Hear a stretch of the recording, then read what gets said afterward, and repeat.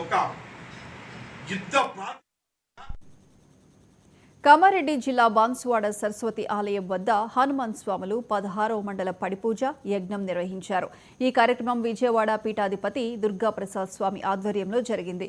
ఈ కార్యక్రమానికి ముఖ్య అతిథిగా మాజీ డీసీసీబీ చైర్మన్ పోచారం భాస్కర్ రెడ్డి దంపతులు పాల్గొన్నారు.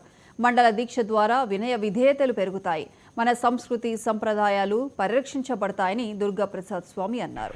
అనంతరం భక్తులకు అన్నదాన కార్యక్రమం నిర్వహించారు. స్థానిక ప్రజా ప్రతినిధులు, హనుమాన్ భక్తులు పెద్ద సంఖ్యలో పాల్గొన్నారు.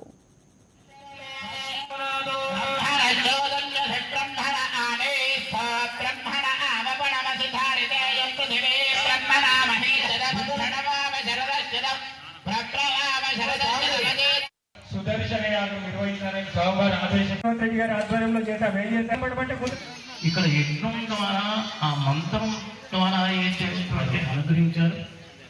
ఈ సుఖసుందరంగా ఈ పంచభూత యజ్ఞం ద్వారా మీరు ముందు కావాల్సింది మానవుడికి ఆరోగ్యం కావాలి, మానసిక శాంతి కావాలి, ధైర్యం కావాలి, సర్వకార్య సిద్ధి కావాలి.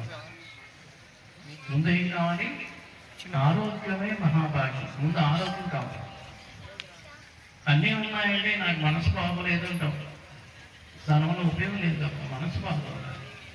ఈ సంవత్సరం రాజు సూర్య భగవానుడు అయ్యారు, రవి రాజయ్యాడు కాబట్టి ఆరోగ్య ప్రధాన సూర్య భగవానుడిని మనం అందరం కూడా ప్రార్థన చేసుకుంటాం.